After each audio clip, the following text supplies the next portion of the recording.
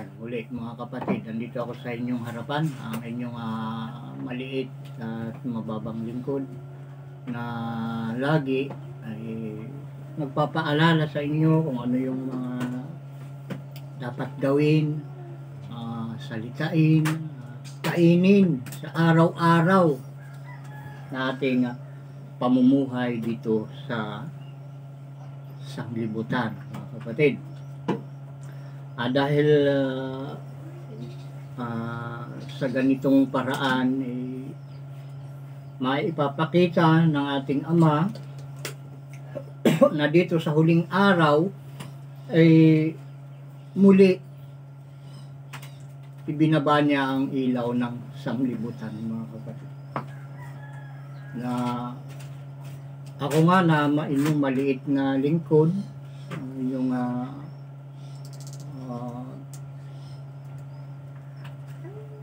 bunsong kapatid, yan, sa inyo ay nagbibigay ng pag-asa at kaaliwan sa inyong mga puso, sa inyo na mga nawawalan na ng pag-asa. Makinig lang kayong mabuti sa programang ito, mga kapatid, at magkakaroon kayo ng napakalaking pag-asa sa buhay. Dahil iisa lang ang ating pag-asa, mga kapatid. Ang mga salita ng ating Panginoong si Isao Ama. Wala nang iba. At yun na ibinigay niya sa akin na inyong kapatid na lingkod, mga kapatid. Ako ang inyong kapatid na sa inyo ay naglilingkod. Paglilingkuran ko kayo hanggat ako'y inuutusan ng ating Ama na maglingkod sa inyo. Siya ang naghahari, siyang hari sa akin, siyang nagpapalakas sa akin, siyang nagbigay ng karapatan para ipaalam sa inyo ang lahat ng mga lihim na bagay na itinago niya nung una pa at ngayon nga ay inilabas niya para sa ikaaring ganap natin sa kanyang harapan, na siyang pinaruroonan din ng ating buong katubusan sa lahat ng ating mga minana na mga kasalanan, mga kamalian, kalikuan, lahat ng mga bagay na ayaw ng ating Ama, na minana lang natin sa ating mga magulang, sa ating mga ninuno. Yun. Dito mo malalaman yung mga ayaw ng Ama at yung mga gusto ng ating Ama. Pakatandaan natin, yung gusto ng ating Ama ang atin din ibigin. Yun din ang ating hangarin na gawin at ganapin, mga kapatid. Huwag tayong bibitaw sa mga bagay na yun. At ang kabuuan ay ang tayo ay huwag magsawa ng pakikinig sa programang ito. Dito mabubuo ang lahat ng hiwa-hiwalay na parang kumalat ng mga paniniwala at pag-asa. Andito yung kabuuan, mga kapatid. Dahil yan nga, napakaraming relihiyon. Pero walang, sabi nga nila, ay walang perpekto. Ika nila. Walang taong perpekto. Ika na. Tama yan. Walang perpekto. Kahit relihiyon. Pero ang perpekto lang ang utos ng ating Ama. Siya nawa. Kung nandun tayo, kayo mismo ang magsasabi, dahil ang ating Ama kailanman hindi nagsisinungaling. Walang kasinungalingan sa Kanya. Kahit sinasabi ng sanglibutan at naniniwala rin ako na sinasabi nga walang perpektong tao, dahil sabi ng banal na kasulatan, walang gumagawa ng mabuti. Wala kahit isa. Bakit ganun? Sinabi, Dahil walang sumusunod sa utos ng ating Ama. Ngayon, iisa lang ang mabuti, yung kanyang mga utos. Pag ginawa natin ang kanyang utos, na naaayon sa 10 utos, ayun, ano ang maitatawag sa atin? Ang mga salita ng ating Ama ay tapat at totoo. Doon mo mabibreak, mga kapatid. Mabibreak natin yung salitang walang perpektong tao. Kumapit ka sa utos ng ating Ama, doon ka magkakaroon ng kakumpletuhan. Ibig sabihin ng kumpleto, perpekto, kapatid. Pag tinupad mo ang buong kautusan, kumpleto ka. Kaya nga buong kautusan, mga kapatid. Pag sinabing buo, kumpleto. Pag sinabing kumpleto, perpekto, mga kapatid. Siya nawa. Niwala ka doon, kapatid. Ayan, bago tayo punta sa mensahe, mga kapatid, ayan, kailangan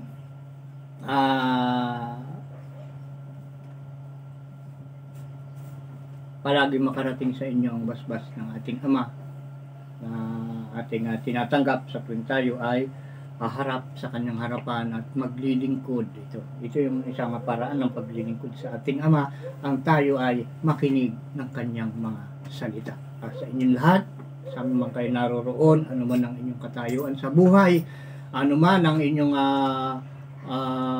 pagkatao, kayo man ay Amerikano, kahit anong klaseng lingwahe, anumang bansa ang kinaroroonan nyo, mga kapatid, at kayo nararating na mensaheng ito, dahil ito'y para sa lahat, mga kapatid. Hindi ito para sa dito sa Pilipinas, dito dinala ng ating Ama, para sa Pilipino lamang. Hindi, mga kapatid, ito'y sa lahat na nandito sa sanglibutan. Ito'y para sa lahat ng mga tao.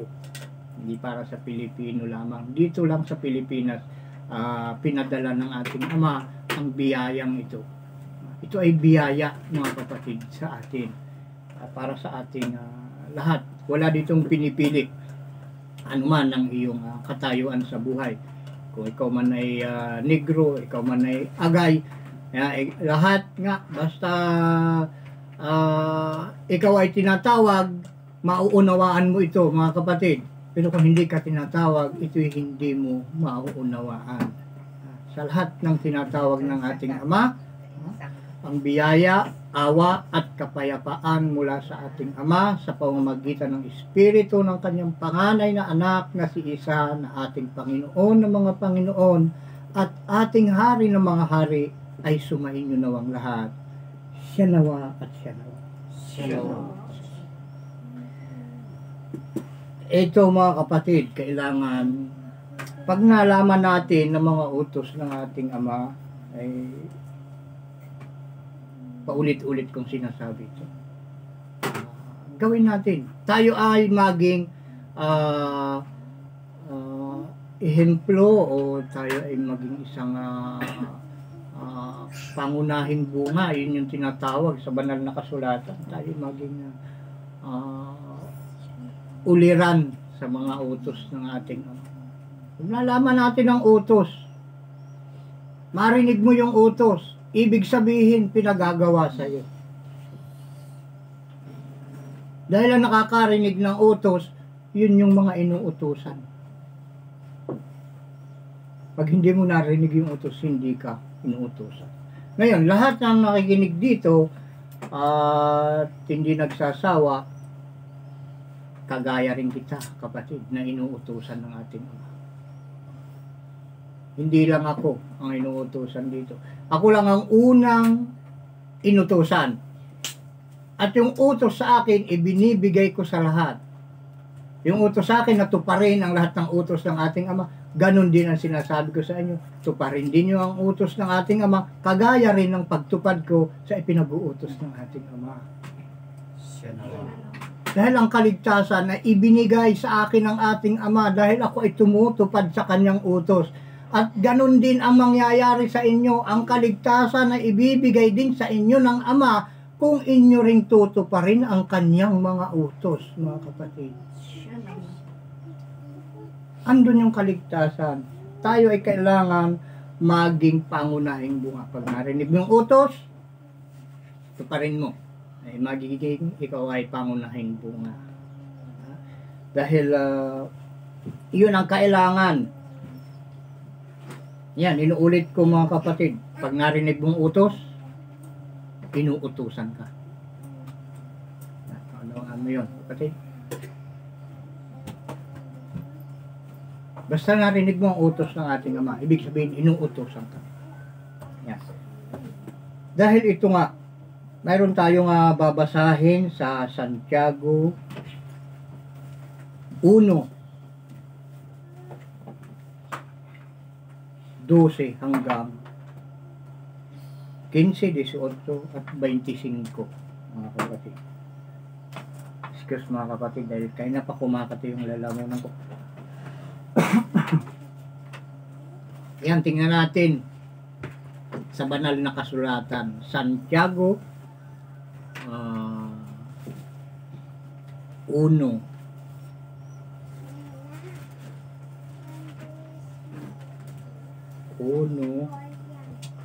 12 hanggang 25, mga kapatid.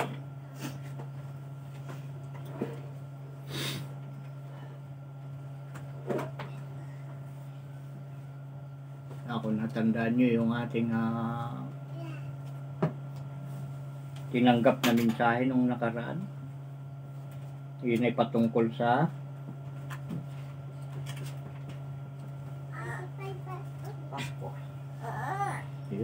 Paskwa, mga kapatid, dahil ngayon nga ay December.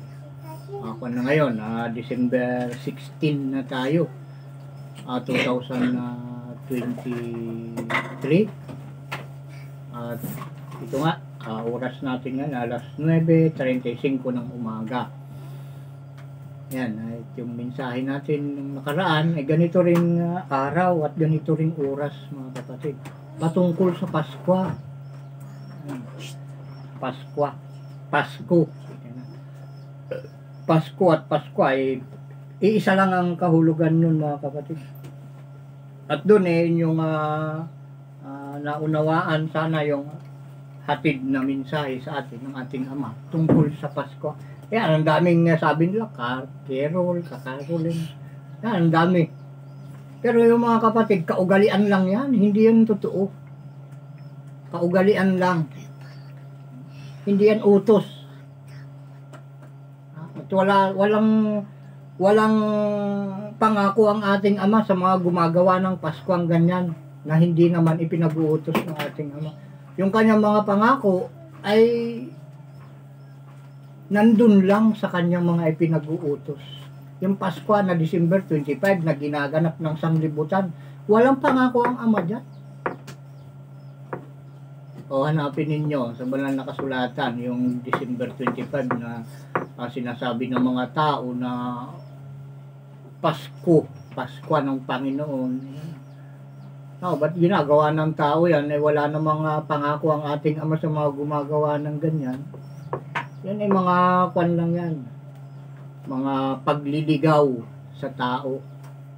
Nung unang panahon talaga, masuwayin na ang tao. Napaka masuwayin. Ayun, at huwag natin pahabain yung patungkol yan dahil naipaliwanag na sa nung nakaraan yung tungkol yan sa Pasko na yan, mga kapatid. At ngayon, dito tayo sa kailangan ay nalaman natin yung mga utos ay tayo ay tumayo na manguna. Tayong nakarinig, tayo ang una na kumilos, maging pangunahing bunga tayo, mga kapatid.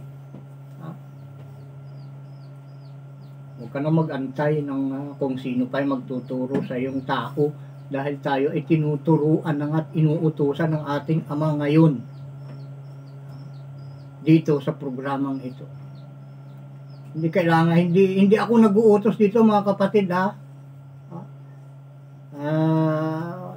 Sana maunawaan nyo, hindi ako nag-uutos dito, ang ating Ama.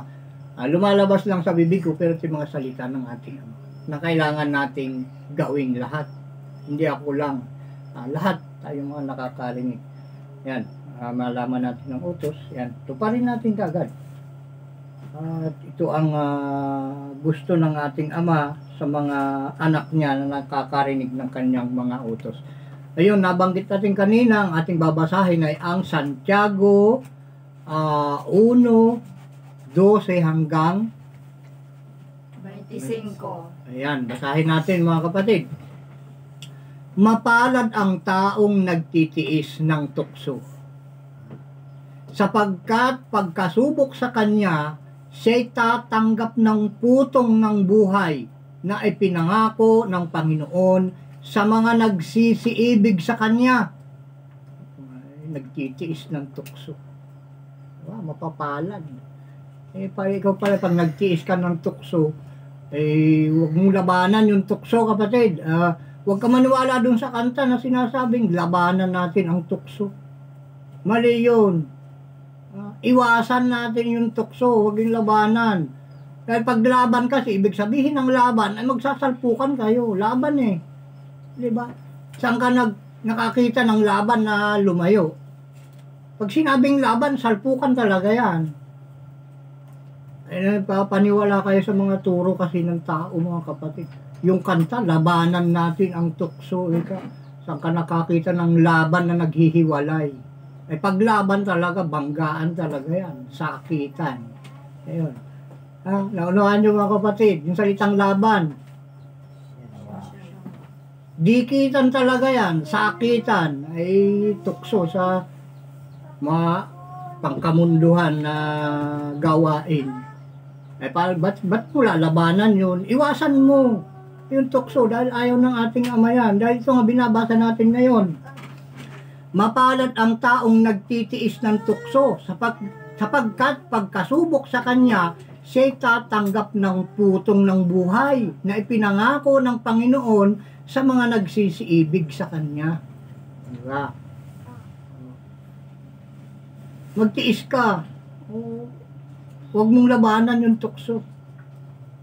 Delikado kapag linabanan mo yun. Ayan, dapat ipaliwanag ng kumanta dyan kung ano ibig sabihin ng paglaban. Dapat ang kinanta yan, iwasan natin yung tukso. Hindi yung labanan. Paglaban kita na kayo naglalaban na manok. Ayun yung laban. Talaga nagsasalpukan. Naglalaban na kalabaw. Diba? Talagang banggaan yan. Hanggang sa dumudugo nga pag lumalaban. Diba? Yeah. Tuloy natin. Huwag sabihin ng sino man pagkasi tinutokso, ako'y tinutokso ng Diyos. Sapagkat ang Diyos ay hindi nanunukso sa masamang bagay at hindi rin naman siya nanunukso sa kanino man. Alam nating nanunukso mga kapatid. Sino ang pagkaalam nyo? Si Satanas. Si Satanas, yung Diablo. Yun yung nanunukso, kaya ito binabanggit dito. Huwag nating sabihin na pag tayo ay may nakakaharap na nanunukso sa atin, ay tinutokso tayo ng Ama. Hindi, ang nanunukso ay ang Diablo, mga kapatid. Si Satanas, hindi ang Ama. At kanino man na hindi nanunukso ang ating Ama. Ayan. Kaya kung may mga anong tawag doon, nakakaharap kayo ng mga nanunukso, isipin ninyo, Diablo yun. Iwasan nyo na lang. Huwag nyo nang labanan yung mga tukso-tukso na yan, mga kapatid. Dahil mapapahamak lang ang mga lumalaban sa tukso. Yung umiiwas ang nakakaligtas, pero yung lumalaban sa tukso napapahamak, mga kapatid. Diba? Napakarami na ang napahamak sa paglaban sa tukso. Ang katwiran nila ay lalaki ako eh. Katwiran nila. Ay yung babae na, pag tinukso ng lalaki, ay ako babae lamang, ako marupok. Yun yung mga katwiran. Katwiran yun ang hindi nakakaalam at walang takot sa Ama. Ay kung may takot ka sa Ama, alam mo kung anong kaparusahan ng mga natutokso at tinutukso. Parehas ang kaparusahan yan. Nanunukso at natukso ay iisang pupuntahan ng mga kapatid. Dahil pare-paras tayo binigyan ng ating Ama ng isip at pangunawa. Bawal, alam mong bawal. Ay ang katwiran ng iba. Ay yung kasing bawal, yun ang masarap. Ay masarap daw. Tingnan mo nga. Yung mga nakakulong na linabanan yung tukso.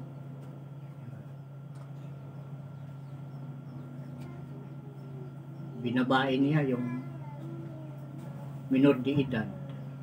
Tinukso nung minor de edad. Ayun, nagreklamo yung magulang. Ganun ba yung klase ng sarap? Nasa kulungan ka. Masarap daw yung bawal eh. Ay yung panunukso, tinutokso ka. Nasaan ang sarap ngayon nyo kung nakakulong ka? Dahil sa ginawa mo at pagpatol, paglaban mo sa tukso, nakakulong ka. Ngayon, nasaan doon yung tinatawag nila masarap na bawal? Pakaisipin natin mga kapatid, ang lahat nating ginagawa, ilayo natin yung ating isip. Yung ginagawa natin at gagawin pa lang, a-advance tayo. Titingnan natin kung ano ang magiging bunga ng ating ginagawa. Ano bang mangyayari sa akin pagkatapos nito? Yun. Kung ito gagawin ko, ano ba ang magiging benepisyo na tatanggapin ko? Isipin natin yun mga kapatid. Yung ganung mga bagay. Sa paglaban mo sa tukso, anong benepisyo ang iyong tatanggapin? Lalo na kung ikaw ay may asawa na. Kahit binata ka, kahit dalaga ka. Pag hindi mo asawa, huwag kang gagalaw at huwag kang magpapagalaw. Ikaw na lalaki, huwag mong gagalawin pag di mo pa asawa. At ikaw naman na babae, huwag kang papagalaw pag hindi mo siya asawa. Yan ang batas ng ating Ama. Kailangan may basbas muna ng magulang. Kung may magulang ka. At hindi lamang magulang, marami. Kailangan may tatayo din. Pagka minsan, andyan yung kapitan, pupunta ka sa mayor, ganun. Kailangan yung legal na samahan. Yun ang gusto ng ating Ama, hayag. Huwag yung mga tukso-tuksuhan na yan. Alisin na natin yan, hindi na uso ngayon yan. Delikado na ngayon ang panahon mga kapatid. Lahat ng kasamaan na ginagawa natin, ibabalik ka agad sa atin ngayon. Tatanggapin natin ang bunga ng ating ginagawa. Kaya nga dito sa huling araw, ang lahat ay ating mauunawa mga kapatid. Kung ano yung ginagawa mo, babalik ka agad sa yan. Pag ang ginawa mo ay ang pinag-uutos ng ating Ama, babalik sa iyo yan. Dahil walang ibang dapat gawin, kundi ang utos ng ating Ama, at ang utos ng ating Ama, ang pinakamabuti sa lahat. Kaya mabuti ang babalik sa iyo kapag ang sinod mo ay ang utos ng ating Ama. Ayan, nasaan na tayo? Hindi nanunukso ang ating Ama. 14 tayo mga kapatid, tayo hanggang 25 Kundi ang bawat tao ay natutokso pagka nahihila ng sariling masamang pita at nahihikayat. Ayun. Na yung pita kasi mga kapatid, yung akala. Yung pita, yung akala natin. Nahihila tayo ng ating sariling akala. Sariling pita. Masasamang pita, sariling masamang pita. Kung ano yung akala mo, na ginagawa mo, o yung pumapasok lang sa isip mo, yun yung sariling pita. Kung ano yung pumasok sa isip mo, iyon na lang ang gagawin mo. Kailangan ang ating gagawin, pagbabasihan sa ating gagawin, yun, napakahalaga yung malaman natin ang utos ng ating Ama, dahil nung mga nakaraang pang mga mensahe, ito lagi nating sinasabi at binabanggit na ang mga utos ng ating Ama ang manual ng tao. Yan ang guide natin sa ating buhay. Huwag natin paghahariin ang ating sariling kaisipan. Kung ano lang yung papasok sa isip natin, yun ang ating gagawin. Huwag ganun mga kapatid. Kailangan alamin natin yung utos ng ating Ama para tayo ay makaiwas sa lahat ng bagay na masama at ating ikasasama at ganun din ng ating kapwa, mga kapatid. Hindi ka makakagawa ng masama sa iyong kapwa. Hindi ka makakaperwisyo sa pamilya mo, sa mga kapitbahay mo. Hindi ka makakaperwisyo sa sarili mo, sa lipunang ginagalawan mo kapag ang utos ng Ama ang mananatili sa puso at isipan ng bawat isa sa atin, mga kapatid. Diba? Bigyan natin ng pansin ito, mga kapatid. Wala tayong mabuting patutunguhan kapag ang 10 utos ay ating iiwasan, mga kapatid. Yakapin natin ang 10 utos. Ito naman, sa 15, kung magkagayoy ang kahalayan, alam niyo yung kahalayan, masagwa, mahalay. Ang iba pang term nun, mga kapatid, kabastusan, di ba? Kahalayan, mahalay, kabastusan. Ano pang ibang ibig sabihin nung mahalay? Malaswa. Di ba? Tama ba, mga kapatid? Mahalay, malaswa. Ayun. Ganito, pagkabanggit dito sa 15, Santiago 1:15, kung magkagayoy ang kahalayan, kung maipaglihi, ay nanganganak ng kasalanan. Yung kahalayan, yung kabastusan, kalaswaan. Kapag palaging ginagawa, yun yung paglilihi, yung palaging ginagawa. Paglilihi. Yan. Pag naipaglihi, laging ginagawa, ginaganap. Diba? Yung pala yung paglilihi, palagi mong ginagawa, ay naglilihi ka doon sa gawain na yun. Diba? Yung naglilihi, ganun pag gusto ng mangga, sige, kain ng mangga. O, diba, ganun. Yung kahalayan nga, kung maipaglihi, pag lagi mong ginagawa, ay manganganak ng kasalanan. O, diba? Yung bunga ay kasalanan ng kahalayan. At ang kasalanan, pagka malaki na, ay namumunga ng kamatayan. Kita niyo. Araw-araw ginagawa mo ay lalaki ng lalaki. Ano ang magiging bunga ng malaking kasalanan, mga kapatid? Kamatayan. Kita niyo, mga kapatid. Kamatayan pa. Abay, sinong umiibig sa kamatayan kundi ang gumagawa ng mga kontra sa kautusan ng ating Ama, lalo ng mga kahalayan, kalaswaan. Diba? Yan. Malinaw, mga kapatid, ha? 16. Huwag kayong padaya, mga minamahal kong kapatid.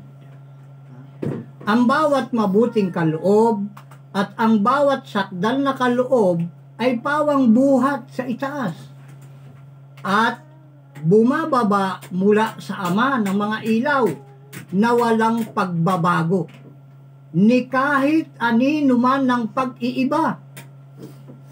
Sa kanyang sariling kalooban ay kanya tayong ipinanganak sa pamamagitan ng salita ng katotohanan upang tayo'y maging isang uri ng mga pangunahing bunga ng kanyang mga nilalang.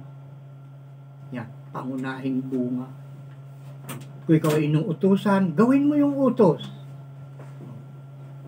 Yun yung bunga ng utos ng ating Ama, yung pagtupad natin sa kanyang mga ipinagagawa.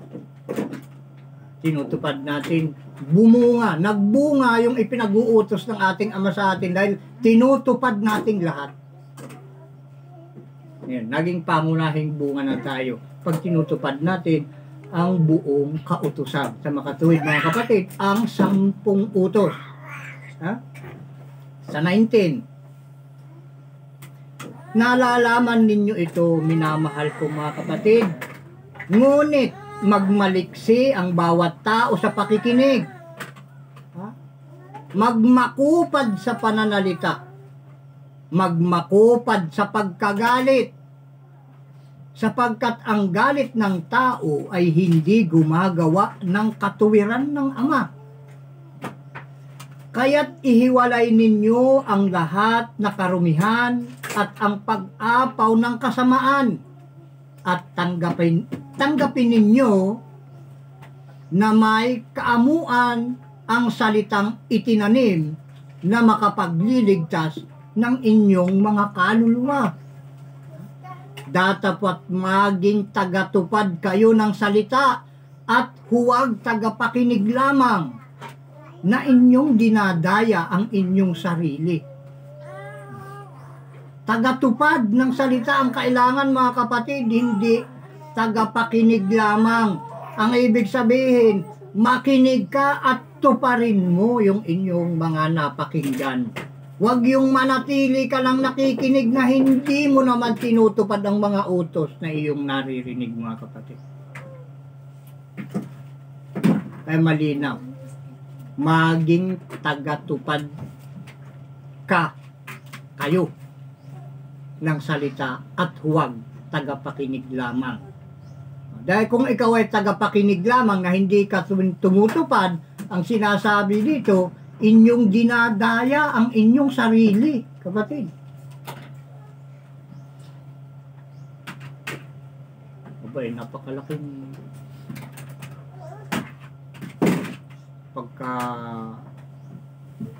pagkalimot sa iyong sarili. Kung dadayain mo ang sarili mo, abay, nakalimutan mo. Nakatawan mo yun. Katawan mo ang ipinapahamak mo. Kapag dinaya mo ang sarili mo, katawan mo ang pinapahamak mo, nakalimutan mo na may katawan ka pala.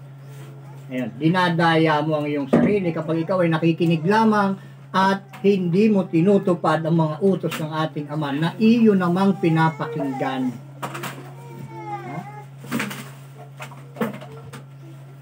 Doon tayo sa 23 na. Sapagkat kung ang sino man ay tagapakinig ng salita at hindi tagatupad, ay katulad siya ng isang tao na tinitingnan ang kanyang talagang mukha sa salamin. Tingin lang ng tingin. Sapagkat minamasdan niya ang kanyang sarili at siya'y umaalis at pagdakay kanyang nalilimutan kung ano siya. Nakalimutan mo ang iyong sarili. Inuulit mo na naman na pakinggan.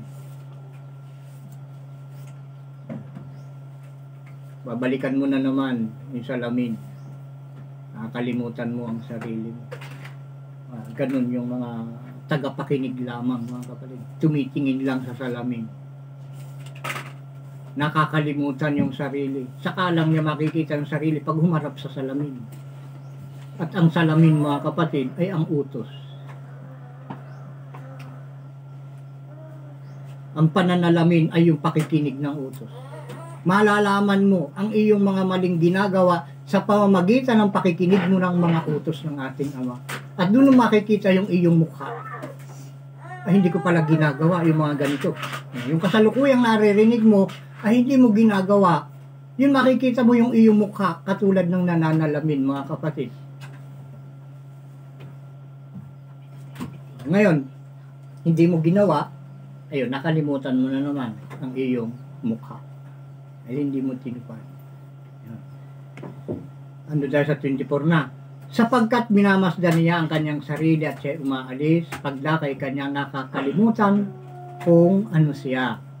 Ngunit ang nagsisiyasat ng sakdal na kautusan, ang kautusan ng kalayaan at nananatiling gayon na hindi tagapakinig na lumilimot, kundi tagatupad na gumagawa, ay pagpapalain ang taong ito sa kaniyang ginagawa.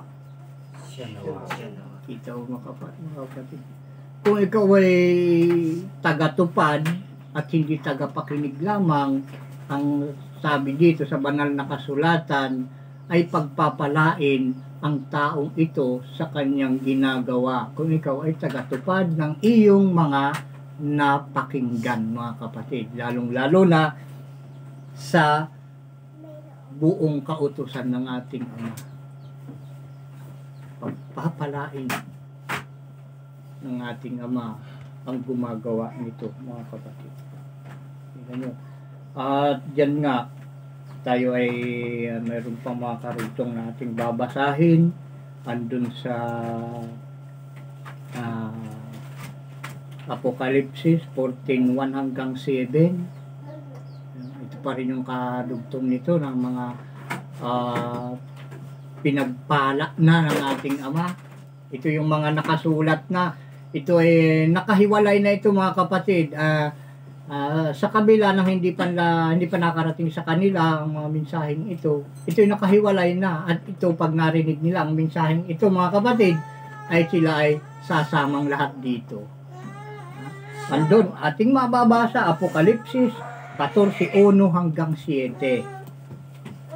Yan, punta tayo sa huling aklat, 14:1 hanggang 7 ba? Ayun, mga kapatid.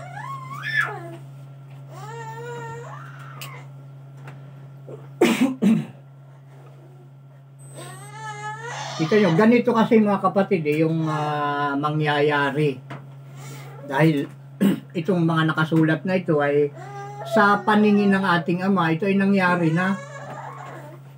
Ito wala makakapigil dito, mga kapatid.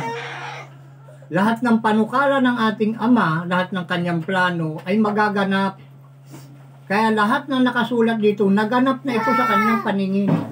At walang makakakontra dito, mga kapatid. Walang makakapagpabago dito. Ito yung mga naganap na. Kasi sinasabi ng ating Ama ay lahat ng mga nangyari ay nangyari na. At ang mga mangyayari pa ay nangyari na rin. At hinahanap ng Ama ay yung mga nakaraan. Kung ano yung mga naganap na, ay ganun pa rin ang mangyayari. Kaya lahat nangyari na. Mangyayari pa lang ay nangyari na rin. Kaya ito nangyari na nakasulat na itong lahat ng ito ay nangyari na. At itong hinahanap ng ating Ama, mga kapatid. Lahat ng nakasulat nangyari na ito. Yari na ito, tapos na ito sa paningin ng ating Ama. Ngayon lang ay pinipili lang kung sino yung mga dapat pang magsipasok. Kaya napakalaking biyaya itong binigay sa atin ng ating Ama, na nagbigay siya ng huling sugo sa pamamagitan ng inyong maliit na lingkod na nagsasalita sa inyong harapan, na kung inyong susuriin at iisipin ay parang hindi, diba? Dahil sabi ng ating Ama ay ginagawa kong bago ang lahat ng mga bagay. Yung walang halaga sa tao, yun yung mahalaga sa ating Ama. At yung mahalaga sa ating Ama, walang halaga sa tao. Ang gusto ng ating Ama, ayaw ng tao. At yung ayaw ng tao, yun ang gusto ng ating Ama.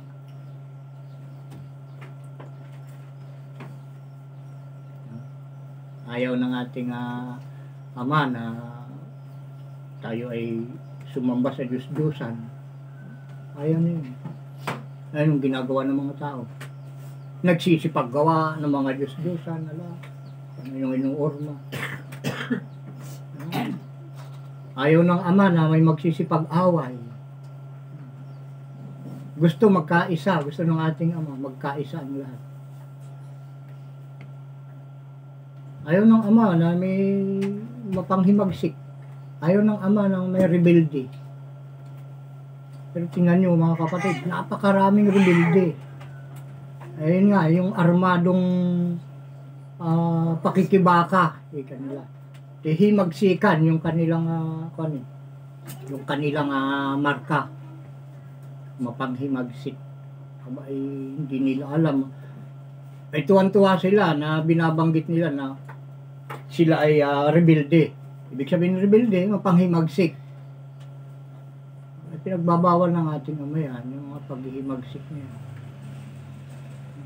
Dahil lahat ng patakaran nga dito sa lupa, ayan ay kaloob ng ating ama. Ayunan na lang natin, huwag na natin kontrahin dahil yan ay gusto ng ating ama na mangyari. Ang sino mang kukontra sa mga patakaran ng ating ama na nangyayari dito sa ibabaw ng lupa, ang tawag niyan ay mapanghimagsik. Dahil alam ng ating ama kung saan patutungo ang kanyang mga ginagawa. Huwag ka na lang kumontra. Sumunod ka na lang ng sumunod sa kanyang 10 utos at ligtas ka sa kung ano yung mga nangyayari dito sa lupa, mga kapatid. Iwas ka. Yung mga pangulo, siya ang nagtayo niyan, yung mga presidente niya, siya ang nagtayo niyan, mga mayor na yan, mga kapitan na yan. Kung ano yung mga patakaran, sumunod ka lang, basta unahin natin yung kung ano yung nakalulugod sa ama. Huwag tayong magtiwala kahit sino dito sa ibabaw ng lupa. Iisa lang natin dapat pagtiwalaan, yung mga ipinag-uutos ng ating ama. Doon lang tayo magtiwala ng gusto. Dahil ganito yung mangyayari sa atin nakasulat dito sa Apokalipsis 14:1 hanggang 7. Ganito yung kahihinatnan ng mga kapatid. Basahin na natin.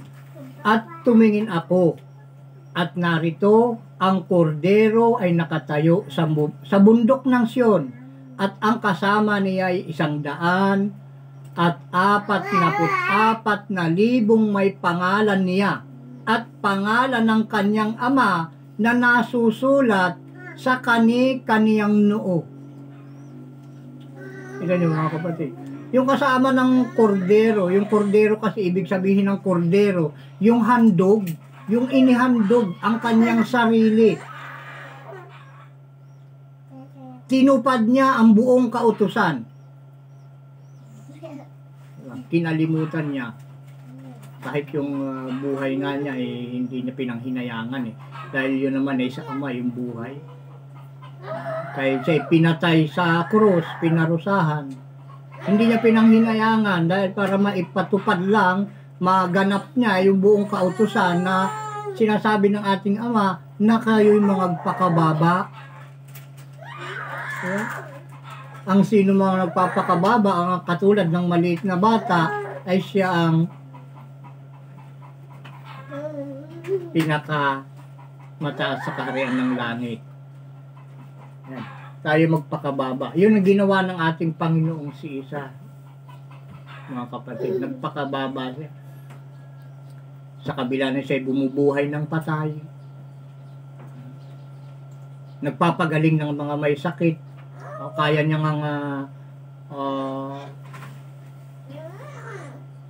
kaya niyang pahintuin ng bagyo. Lahat nagagawa niya ng ating Panginoong si Isa. Kaya niyang bumuhay. Imposible, hindi niya kayang pumatay, mga kapatid. Ay napakahirap yung bumuhay, di ba? Ay yung pumatay, napakadali. Nung siya ipinako sa cross, may pinatay ba siya, mga kapatid? Meron ba siyang kinurot? Meron ba siyang sinipa? Meron ba siyang sinuntok? Samantalang nasa kanya ang lahat ng kapangyarihan. Di ba? Wala siyang sinagi kahit isa. Nagpakababa siya. Dahil yun ang gusto ng ating ama na gawin niya sa harap ng maraming tao. Yun ang kalooban ng ating ama. Ito ang mangyayari sa iyo. Ikaw ay pahuhulihin ka, parusahan, ipapako sa krus at papatayin. Yun yung nakasulat na gagawin niya at mangyayari sa kanya. Kaya, hindi siya kumontra. Diba? Hindi siya nang himagsik. Tinupad niya ang utos, nagpakababa siya sa kung ano yung inuutos ng ating Ama na gawin niya. Magpakababa.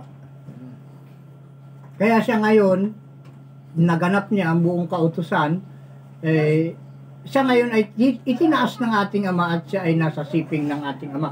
At siya ngayon ay kaisa ng ating Ama. Dahil siya nga ang kapangyarihan at ang karunungan ng ating Ama. Kaya ang sinabi ng ating Panginoong si Isa, ako at ang Ama ay iisa. Dalawa. Iisa na sila ngayon na dahil parehas nasa langit. Magkaisa sila. Ang kapangyarihan at ang karunungan ng Ama ay iisa. Ibinabala niya dito sa lupa. Ito, nasaan tayo kanina? Ganito, yung mga tinawag,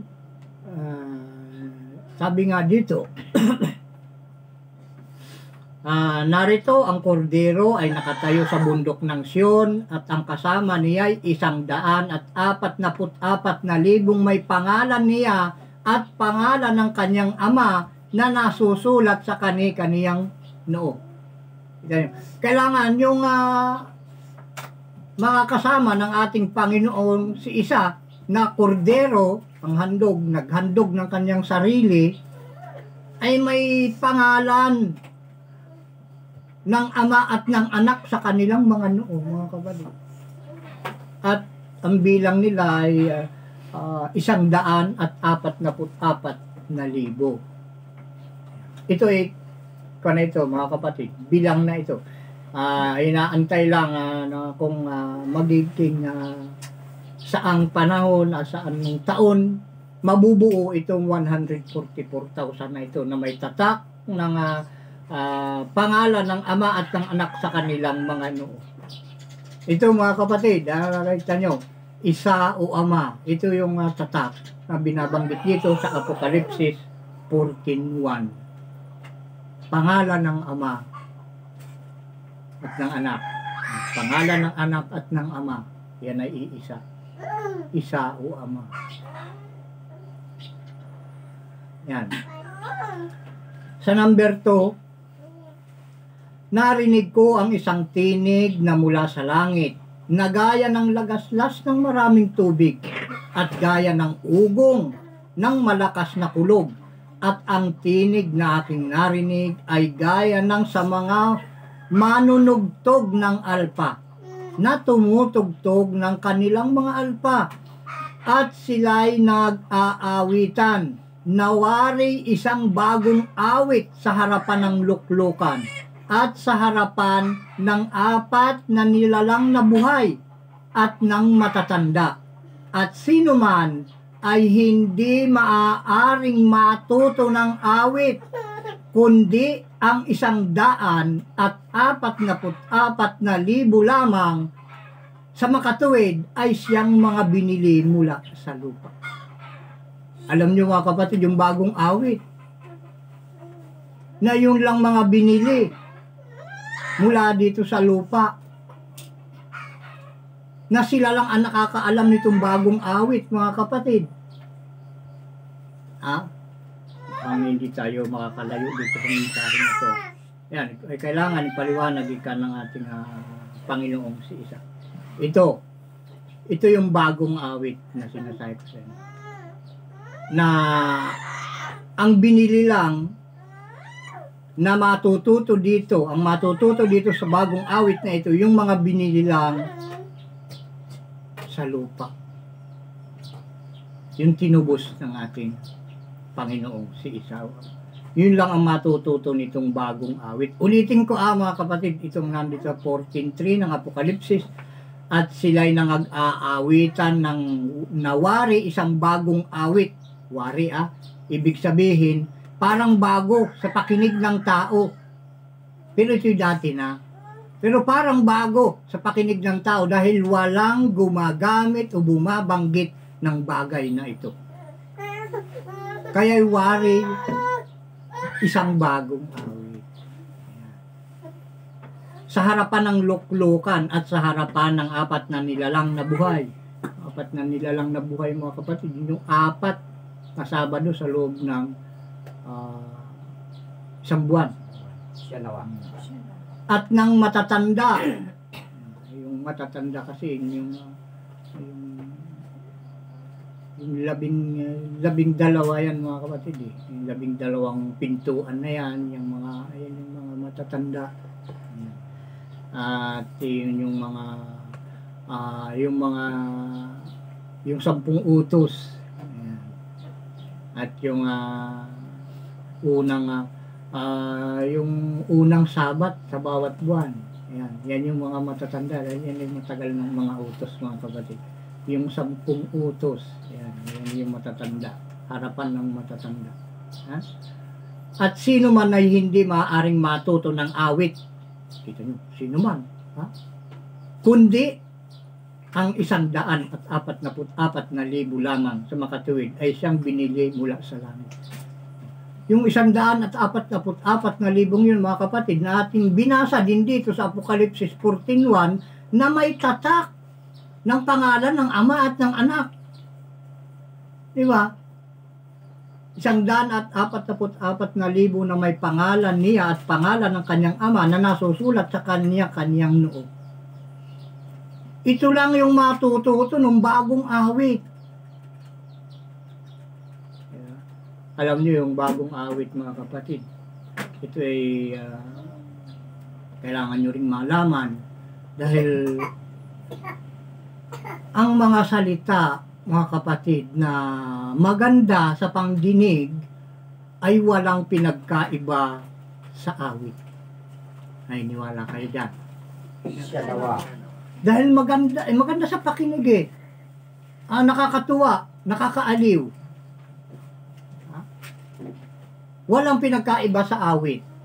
Ngayon, yung ipinag-uutos ng ating Ama na banggitin, sabi ng ating Panginoong si Isa, huwag ninyong sasabihin kanino man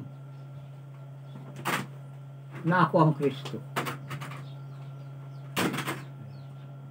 Utos yun, mga kapatid. Yung mga nakaraang mensahe, ito ay ating ilang ulit nang nabanggit. Huwag sasabihin kanino man na ako ang Kristo, ika ng ating Panginoon. Ngayon, kailangan gawin mo yun. Huwag mo sasabihin na siya ang Kristo. Dahil marami ang magsisidating o magsisilabas ng mga sa aking pangalan na magsasabi, ako ang Kristo, at ililigaw ang marami. Marami magsasabi ng ating Panginoon ay Kristo at ililigaw yung marami. Sino nga yung nagtuturo ng ating Panginoon ay Kristo na nagliligaw ng marami? Yun yung salita na parang awit. Pag tinupad mo yung sinasabi niya ating Panginoong si Isa na huwag mong sabihin kanino man na ako ang Kristo, yun ay maganda sa kanyang pandinig. Huwag mong sabihin na siya ang Kristo. Dahil pag siya ay hari mo, ang tatawag mo sa kanya ay Isa. Siya nawa. Hindi Kristo, mga kapatid. Dahil pag siya ay naging hari mo doon sa Zacarias 14:9, ang tawag mo sa kanya ay Isa. Yan. Hindi Kristo. Ngayon, pag tinawag mo ang Panginoon mo ay Kristo, ay lumabag ka na naman doon sa utos. Hindi yun maganda sa pangdinig ng ating Panginoon. Hindi yun magandang awit. Hindi nagiging awit sa pangdinig ng ating Panginoong si Isa. Pag tinawag mo na ang Panginoon mo ay Kristo.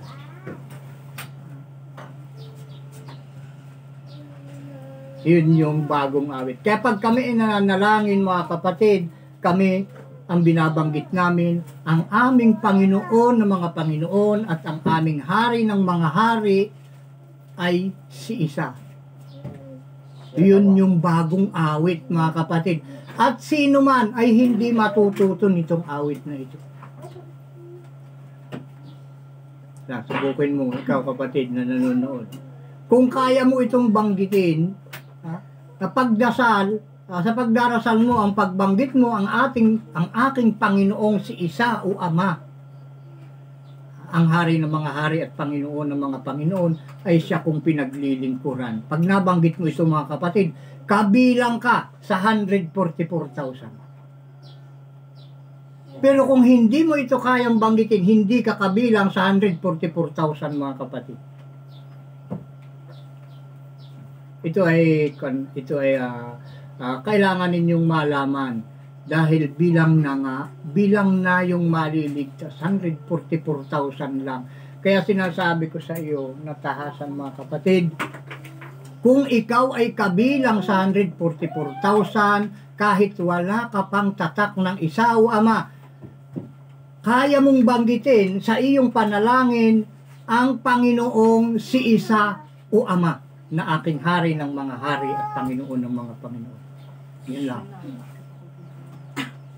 Ulit ko, pag hindi mo yung kaya, hindi ka kabilang sa 144,000. Yun, kung kaya mong bagitin yung mga kapatid, lumapit ka rito.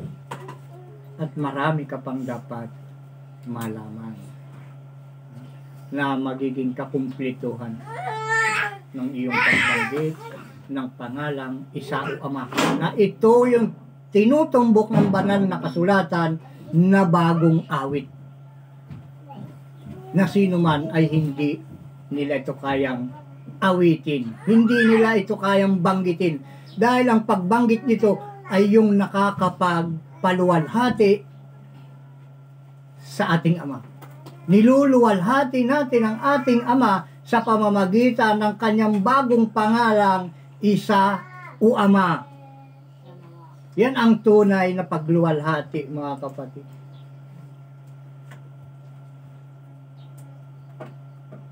Sana mga kapatid na naunawaan ng bawat isa sa atin na nakikinig ng mga mensaheng ito na ibinigay sa atin ng ating Panginoong si Isa o Ama. Ngayon, nasaan na tayo? Ituloy natin mga kapatid. May isang oras na ba tayo? 57 minutes po. Ayun, baka sakaling tapusin natin to, mahaba pa sana mga kapatid. Andito pa lang tayo sa number 1. Mayroon tayong 5 mensahe lang ito. Nasa number 1 pa lang tayo mga kapatid. At pag natapos natin to hanggang sa 7, natapos natin yung una. Ay 5 mensahe ang atin ngayon. 6 pa. Dito pa lang tayo sa 1 ay hindi pa natin natatapos. Ayan, sikapin nating matapos at maipaliwanag ng tapat at totoo sa inyong pandinig mga kapatid.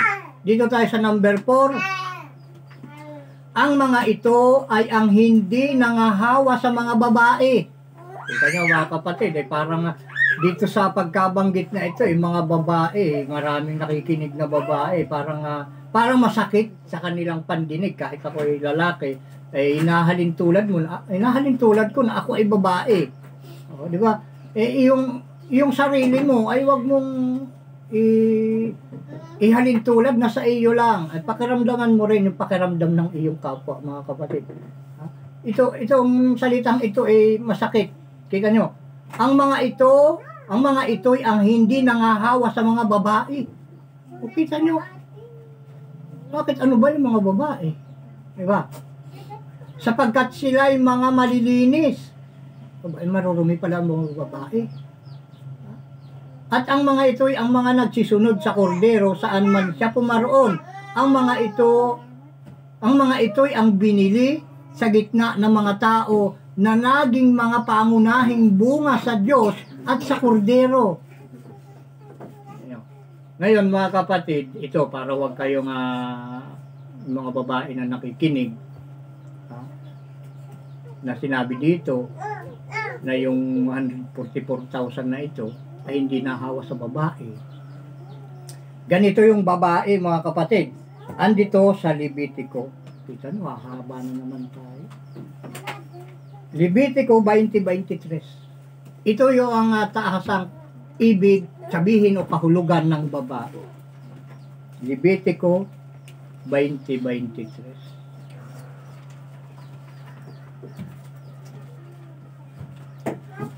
Naglapas tayo ng mga oras ng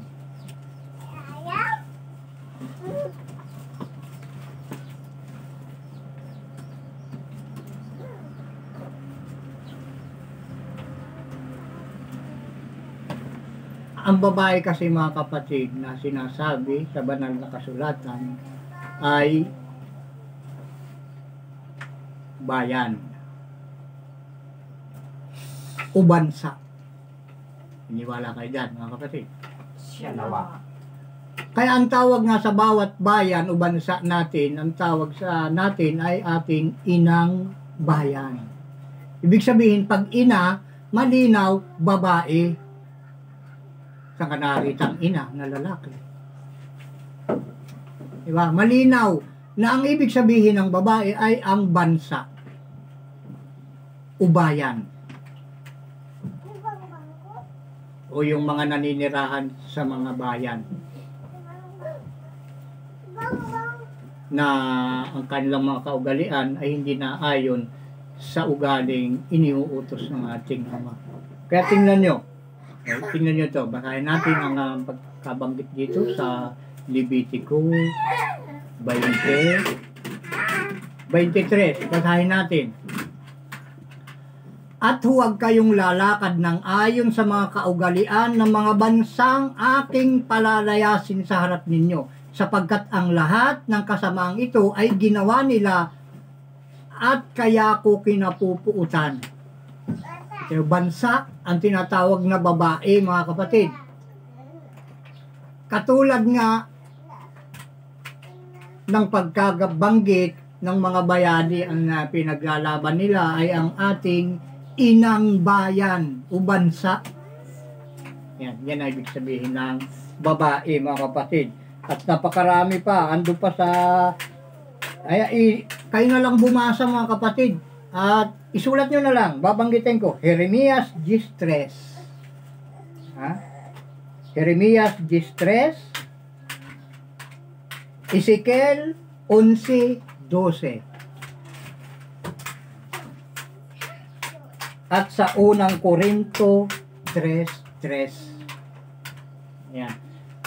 Yan yung patunay ng ibig sabihin ng babae ay ang mga bansa o bayan na lumalabag sa utos ng ating Ama. Yun yung mga karumihan, yung mga minana natin sa ating mga magulang, sa ating mga ninuno na mga kaugalian na hindi naman ipinag-uutos ng ating Ama. Yun yung sinasabi dito sa Apokalipsis 14:4. Ang mga ito'y hindi nangahawa sa mga babae. Yun, sa mga kaugalian ng mga bansa. Ayan. Hindi tayo tumutulad o gumagawa ng mga kontra sa utos ng ating Ama. Isa lang tayo naniniwala sa kung ano ang utos ng ating Ama, dun lang tayo. Hindi tayo nahahawa sa kahit kanino. Noong tayo ay nahawa, ay ngayon nalaman natin na kailangan pala na yun ay alisin sa atin yung pagkahawa. Kaya dito, mga kapatid, may paglilinis tayo sa anuman ng pagkahawa na nangyayari sa atin, sa physical man o anong tawag doon, sa kaisipan, anong tawag doon, mental, yun, sa kaugalian, yan. Sa gawain o kaugalian o kaisipan, yun, sa ating panatay, sa isip, sa salita at sa gawa. Yun. Yun yung madali at malinaw sa Tagalog. English kasi yung yung ibang paliwanag dyan. Ayun, hindi tayo nahawa sa isip, sa salita at sa gawa. Ayun. Ito yung sinasabi dito. Ngayon, ituloy natin. Saan na tayo? 5. Siya nawa. At sa kani-kaniyang bibig ay walang nasumpungang kasinungalingan. Ito yung mga kapatid, bawal dito talaga yung magsinungaling. Ha? Sila'y mga walang dungis. Ayan. Itinuturing lang ng mga tao na ito ay marumi. Dahil marami kasing mga bawal sa amin. Dito sa atin. Marami, napakaraming bawal. Dahil yung pinagbabawal ng ating Ama, ito yung nagpapatunay na tayo ay malinis sa kanyang paningin. Kapag iniwasan natin, wag nating gawin yung mga bawal. Mawawalan tayo ng dungis. Mawawalan tayo ng kapintasan kung ang lahat ng binagbabawal ng ating Ama ay talagang bawal. Wag nating gagawin, mga kapatid. Doon tayo mawawalan ng dungis o kapintasan. Mawawalan ng kapintasan. Yan. Sa 6. At nakita ko ang ibang anghel na lumilipad sa gitna ng langit na may mabuting balita na walang hanggan upang ibalita sa mga nananahan sa lupa at sa bawat bansa at angkan at wika at bayan. At sinasabi niya ng malakas na tinig, matakot kayo sa Diyos at magbigay kaluwalhatian sa Kanya, sapagkat dumating ang panahon ng Kanyang paghatol, at magsisamba kayo sa gumawa ng langit at ng lupa at ng dagat at ng mga bukal ng tubig. Siya nawa. Ito nyo mga kapatid, doon tayo sumamba, doon tayo kailangang sumunod sa gumawa ng langit at ng lupa at ng dagat at ng bukal at ng tubig. Ayan mga kapatid. Sa pamamagitan ng mensaheng ito mga kapatid, pagsamantala tayo ay namamaalam at muli ay tayo ay magkikita-kita sa ganitong ring oras at araw mga kapatid. Sa inyong lahat na mga nakinig at walang sawang sumusubaybay, unang-una kay Rodessa Pastor Litana, kay Laina Pastor Litana, kay Jimaris Kakatyan, at kay Florida Pastor Helen Mann at ang kanyang pamilya. Sa inyong lahat mga kapatid, ang biyaya, awa at kapayapaan ng ating Ama sa pamamagitan ng Espiritu ng kanyang panganay na anak na si Isa na ating Panginoon ng mga Panginoon at ating Hari ng mga Hari ay sumainyo nawang lahat. Siya nawa at siya nawa. Siya nawa. At yan mga kapatid, saglit lang na inyong pakinggan ang mga patutuo pa, mga kapatid. Hanggang sa muli.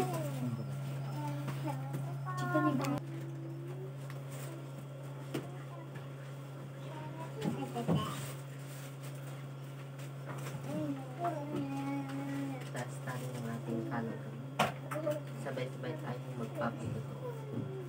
Kami po ay nagpapatotoo at sumasaksi na ang lahat ng mga salita na inyong narinig ay pawang katotohanan at pawang galing sa banal na kasulatan, na mula sa bibig ng Sama ng Panginoon na si Isa, na anak ng tao, na sinugo kayong huling araw, na ang mga salitang lumabas sa kanyang bibig, na sinugo ng ating Ama, na sa atin ay lumikha, at lumikha ng mga bagay na nakikita at hindi nakikita.